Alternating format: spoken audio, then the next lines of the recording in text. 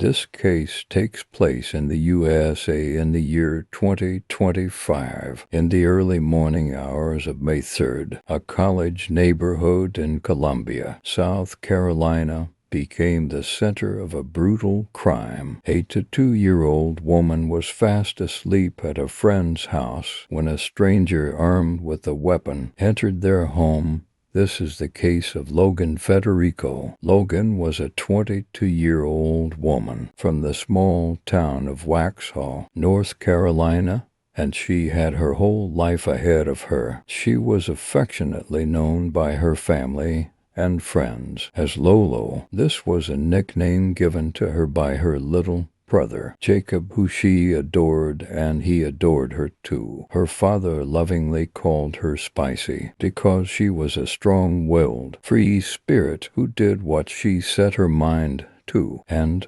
lived on her own terms. Logan and her father had a great bond. She would often refer to her dad as her hero. Logan was quite the grafter. She attended college and worked two jobs, determined to achieve her goal of becoming a school teacher. One day she had a special love for children and often mentored kids in her community. One of her jobs was at a popular sports bar in Charlotte, where she made countless friends and was cherished by her co-workers and regular customers. In late April of 2025, Logan made plans to spend a weekend in Columbia, South Carolina. The idea was to reconnect with a college friend at a rented house on Cypress Street in the Shandon neighborhood near the university. This was normal for her. She frequently visited friends in both North and South Carolina. On May 2nd, when she arrived, she texted her father to let him know that she had arrived safely in Columbia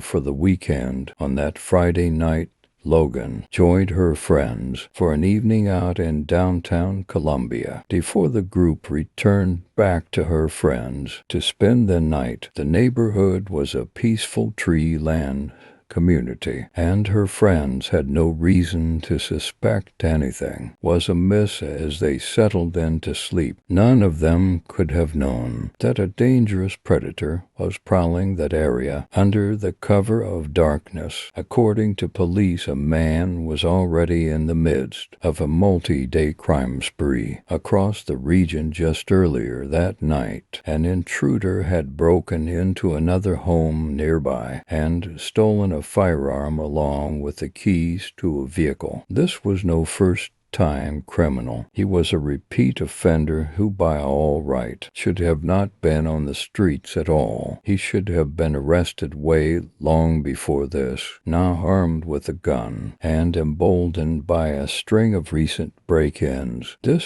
stranger set his sights on the house where Logan and her friends were staying. Sometime after midnight in the early hours of May 3rd, this man crept towards their residence, intent on finding his next target. In the pre-dawn hours of May 3rd, this intruder slipped into the house on Cypress Street, where Logan and the two friends were sound asleep. This man likely pried open a door or window while the occupant slumbered, and once inside he crept from room to room, using a flashlight to navigate the dark. This intruder walked through the home in silence, pocketing several wallets and credit cards from the living area, and grabbed any of the valuables that he could find. Eventually, he pushed open the bedroom door, where Logan was sleeping soundly. Logan then suddenly awoke to the shock of a strange man looming over her bed with a gun in his hand, and this was no petty pistol. He was brandishing a huge 12-gauge shotgun. In an instant, the home invasion turned into a horror. This intruder yanked Logan out of her bed and shoved her onto the floor. At gunpoint, he forced Logan to kneel, with her hands raised above her head, a position of complete helplessness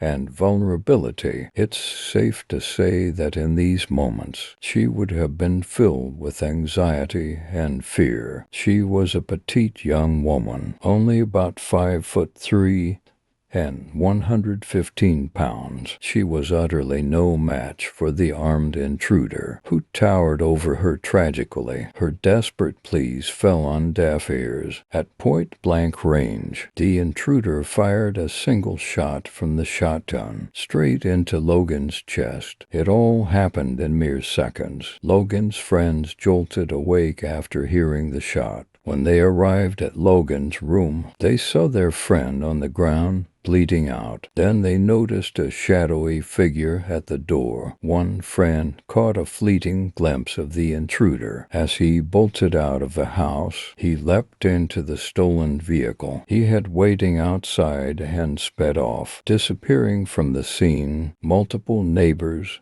and friends in the area dialed 911 as the realization of what happened set in. Police and paramedics quickly arrived on the scene to find Logan unresponsive with a critical gunshot wound to her chest. Her friends were hysterical and stained with her blood. From their desperate attempts to save her life, they had pressed towels to Logan's wounds and tried to keep her conscious, but tragically she never spoke. Emergency medical teams frantically performed CPR and attempted every life-saving measure they could, but the damage was already done. Sadly, Logan lost her pulse, and she was pronounced dead at the scene. Inside, investigators found a single spent shotgun casing on the bedroom floor. Besides this, they had very few other clues to the killer's identity. He appeared to have worn gloves and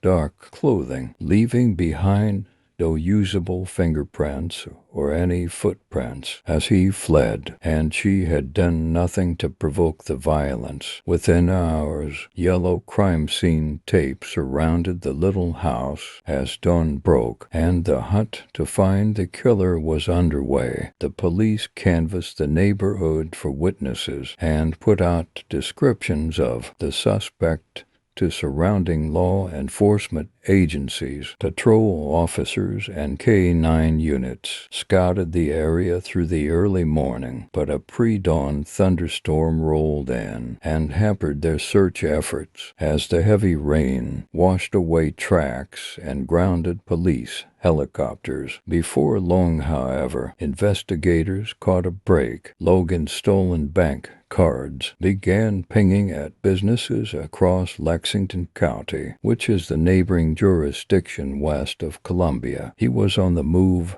and making purchases with his loot. Surveillance video from a gas station showed a man matching the intruder's description using one of the stolen cards, giving the police a clear direction for their pursuit. The suspect's stolen car was then later found abandoned, apparently broken down due to the severe weather. The police were closing in on Sunday, May 4th, roughly 36 hours after Logan's murder. The manhunt came to a dramatic end. Lexington County deputies, responding to a break-in and a fire at a home in the town of Gaston, suddenly found themselves face to face with this wanted man. The suspect had broken into the rural house, and a fire erupted inside, possibly set by him in a desperate attempt to create more chaos. Officers surrounded the burning building and managed to pull the suspect out through a window. To safety, they then placed him under arrest. After a frantic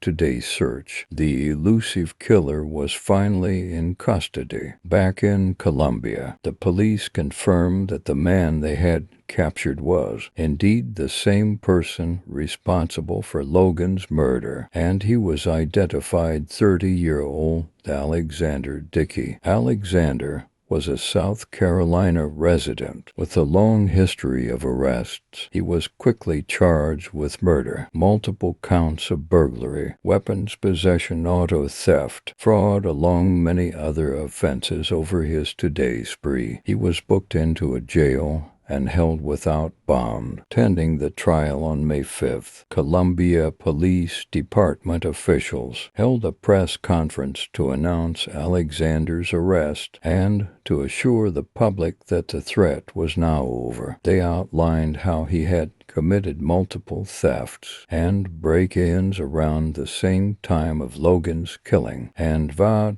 to fully prosecute him. The arrest brought a huge sense of relief to the community and to Logan's grieving family. But for the investigators, the case was far from over. They now had to piece together the full extent of Alexander's actions and prepare a case to ensure that he would face justice for every crime he committed during those days. But the question on everyone's mind was, who is Alexander? Dickie Alexander grew up in South Carolina, and by his late teens, he had already begun building a notorious criminal record since turning 18. Alexander has been charged with at least 48 offenses across 14 separate incidents, ranging from petty theft to serious violent felonies. He specialized in property crimes, so breaking into cars and buildings to steal valuables. But his rap sheet also included violence, like a strong-arm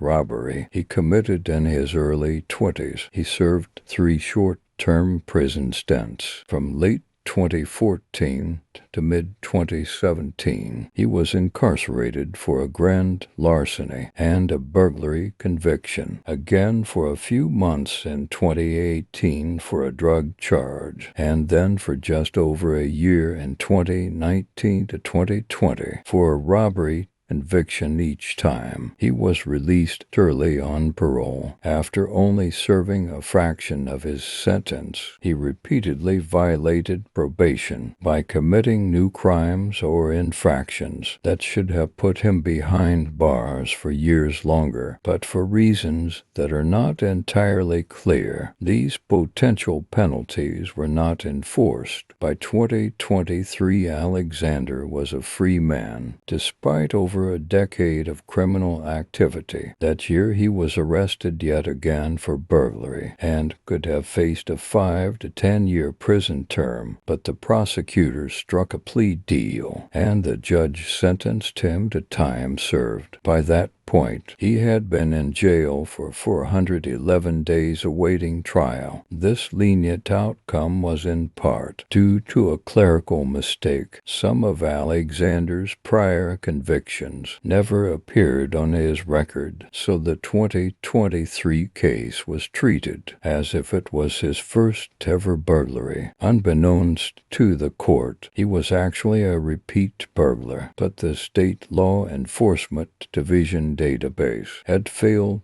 to include a 2014 arrest because his fingerprints were never submitted. Officials' letters said that if all of his past crimes had been known, the plea deal would never have been offered, and Alexander likely would have stayed in prison for several more years. Instead, he walked out of jail in 2024 on probation, free to reoffend. By spring of 2025, the 30-year-old appeared to be a drifter, living off theft. In the aftermath of the murder, the legal process against Alexander Dickie moved forward swiftly. On June 25, 2025, a Richland County grand jury indicted Alexander on 12 counts, including the murder of Logan, 2 counts of first-degree burglary, possession of a weapon during a violent crime, financial credit card fraud, and other charges. Alexander was assigned a public defender and made an initial court appearance where a judge denied him bond. Given the severity of his charges, he showed little emotion as the counts were read. The case quickly became the subject of intense public scrutiny and political pressure, Logan's family and community members demanded the harshest possible punishment, with many openly calling for the death penalty. Then the South Carolina Attorney General, Alan Wilson, took the unusual step of intervening in the local case. On September 30th, 2025, he sent a letter to the prosecuting lawyer urging them to seek the capital punishment against Alexander. Alan Wilson pointed out that the murder occurred during a burglary, which is an aggravating factor under South Carolina law, which could make Alexander eligible for the death penalty. He gave the local lawyer a deadline to state his intentions, suggesting that the Attorney General's office was prepared to take over the prosecution if a death notice was not filed. This public pressure led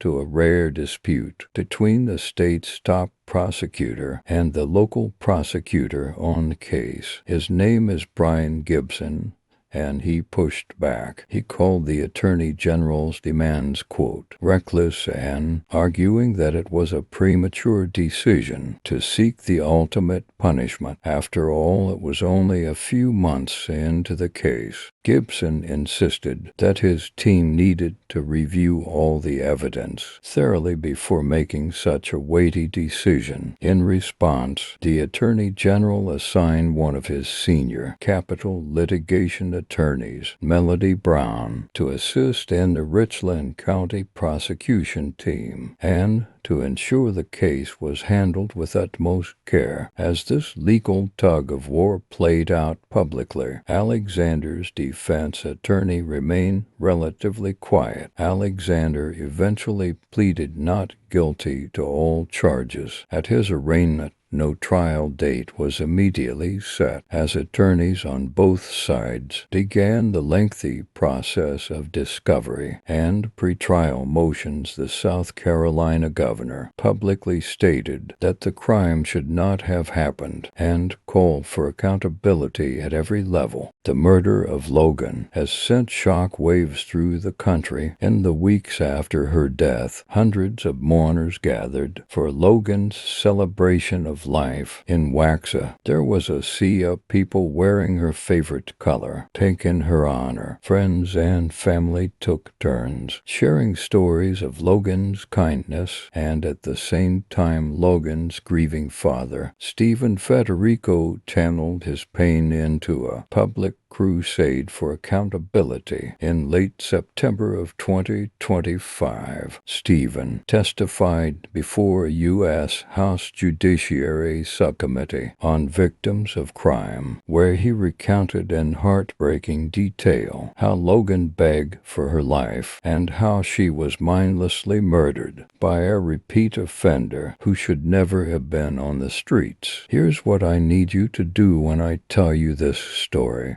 Think about your kids. Think about your child coming home from a night out with their friends, laying down going to sleep, feeling somebody come in the room and wake them, and drag her out of bed naked, forced on her knees with her hands over her head, begging for her life, begging for her hero, her father, me that couldn't be there. She was 5'3", she weighed 115 pounds. Bang. Dead. Gone. Why? Because Alexander Devonte Dickey, who was arrested 39 goddamn times, 25 felonies, was on the street. How about that? How good are we doing for our family? How good are you doing for your kids? He should have been in jail for over 140 years for all the crimes he committed. You know how much time he spent in prison. I could sit down in a room and I could explain the whole process of how it failed, how South Carolina failed Logan Oke, how lack of communication, what y'all did. You woke up a beast and you pissed off the wrong daddy, because I'm gonna put it out there and I'm not gonna be quiet until somebody helps. This went viral and put intense pressure on state officials to act, and by October of 2025, several members of Congress had taken up the case. Too many. The case of Logan Federico highlights a chilling reality. One bureaucratic error and one lenient deal were all it took to unleash a preventable tragedy. Logan's loved ones find some comfort in knowing that her story has prompted some action. I pushed to make sure that no other family loses someone so precious because the system failed to lock up a known threat. In the words of Logan's father, "My daughter's spirit will live on to protect others."